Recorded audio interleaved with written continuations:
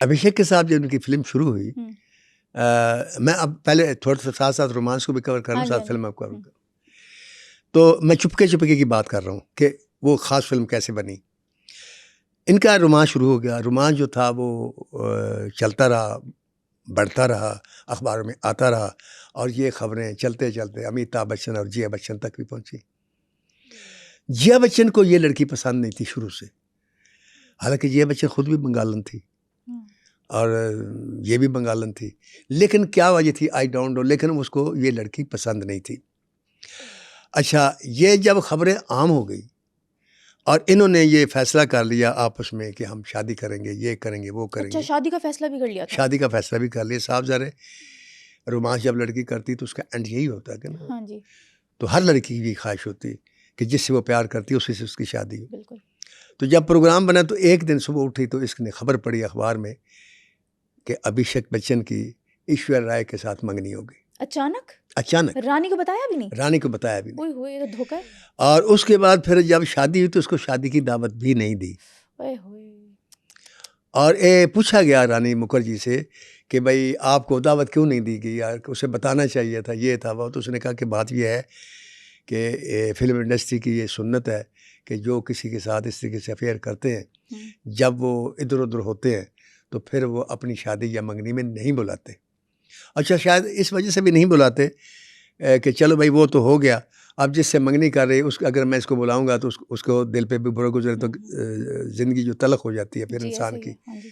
तो इसलिए उससे कतई तल्लुक़ कर लेना ही बेहतर है। लिहाजा अभिषेक का जो फ़ैसला था मैं समझता हूँ वो बिल्कुल सही था और उसको नहीं बुलाना चाहिए था और उसने नहीं बुलाया। लेकिन रानी और अभिषेक के दरमियान कोई वजह बनी थी ताल्लुकात ख़त्म होने की, या नहीं, कोई वजह नहीं बनी थी। वजह थी सिर्फ जिया बच्चन, जिया बच्चन? सिर्फ जिया बच्चन। अब मैं आता हूँ कि जिया बच्चन क्यों थी। हाँ जी, इस दौरान ऐश्वर्या राय की और इसकी जंग शुरू हो गई।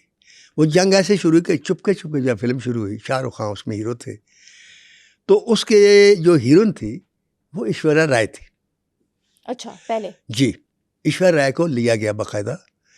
ऐश्वर्या राय सेट पर भी आई, जैसे देखने के लिए आते हैं। हाँ जी, उस वक्त ऐश्वर्या राय के सलमान खान जो है, जिसको बॉम्बे का बैड बॉय भी कहते हैं, हाँ जी, हाँ जी, उसका अफेयर चल रहा था ऐश्वर्या राय के साथ। ठीक है। और वो अक्सर बदतमीज़ी करता था।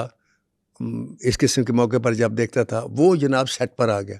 वहाँ शाहरुख खान भी था, वहाँ डायरेक्टर भी थे और वहाँ सबको लोग थे, और उसने बदतमीज़ी शुरू कर दी कि ये है वो है। जैसे होता है आपको पता है, जेलस हो गया इंसान, जो कुछ मर्जी। उसने इतनी बक की, इतना बड़ा हंगामा किया कि शूटिंग पैकअप हो गई। ओए होए। शूटिंग पैकअप हो गई, ऐश्वर्या राय भी अपने घर चली गई। उसके बाद शाहरुख ने कहा कि आप लोग हीरोइन चेंज कर दें वरना हमारी फिल्म जो है उसमें, उसके वो शेयर होल्डर भी था, चुपके प्रोड्यूसर चुपके। थे? हाँ जी, शेयर होल्डर था। तो उसने कहा कि ऐसे करते हैं कि हम इसको चेंज कर देते हैं। लिहाजा इसको चेंज करके रानी मुखर्जी को लिया गया। जब रानी मुखर्जी को लिया गया तो ऐश्वर्या राय ने ये नहीं कहा कि जो बदतमीज़ी की थी सलमान ने उस वजह से मैं कट हुई। उसने ये कहा मुझे रानी मुखर्जी ने कट करवाया। अब रानी मुखर्जी ने क्यों कट करवाया, उसको क्या वजह थी कि उसके इल्म में था कि रानी मुखर्जी थी, कुछ कुछ होता है से सुपरहिट हुई है, ठीक है, तो करण जौहर ही तो थे। तो उसने सोचा कि ये करण जौहर के साथ इसके मरासम हो गए, जैसे जो मर्जी शक कर लें आप, तो इसने मुझे कट करवाया। हालांकि हकीकत ये नहीं थी। ऐश्वर्या राय कई फिल्मों से कट हो चुकी थी सलमान खान की इस बदतमीज़ी और गुलगपाड़ा और शराब पी के पहुँच जाना और गुस्से होना। बल्कि उसने एक डायरेक्टर को थप्पड़ मार दिया था सलमान खान ने, जिनका नाम सुभाष घई है, जो हिंदुस्तान का बहुत बड़ा डायरेक्टर है, जिसमें ताल में लिया था इसको ऐश्वर्या राय को। तो थप्पड़ क्यों मारा था? ऐश्वर्या राय को उस फिल्म से निकाल दें? नहीं, वो असल में बात ये है, अब लड़की ने, मैं आपको क्या बताऊं, जब किसी लड़की से किसी मर्द का अफेयर होता है ना, वो जब किसी से मुस्कुरा के बात भी करती है तो बजाय इसके कि उससे मारे, वो जिससे बात करे तो उसे भी मारता है। तो उसने सुभाष घई जो थे, उनका भी ये कॉल था कि मैं जिस भी हीरोइन को लेता हूँ पहले मैं खुद उसके साथ इश्क करता हूँ और फिर मैं उसे स्क्रीन पर लेकर आता हूँ।